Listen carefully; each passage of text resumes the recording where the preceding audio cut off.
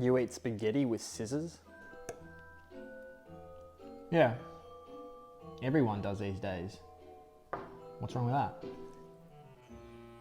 Whatever. Hey mate, I'm just heading out. What are you doing? You cut open chips with scissors. Yeah, man.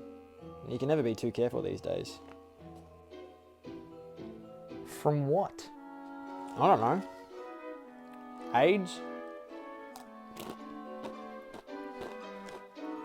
Ugh. Alright, I'll be back later.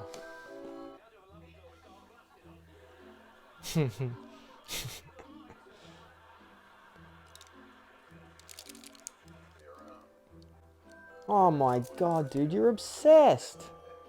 No, I'm not. They're just practical. Also, how much do you eat in a day? Fruits and vegetables, like...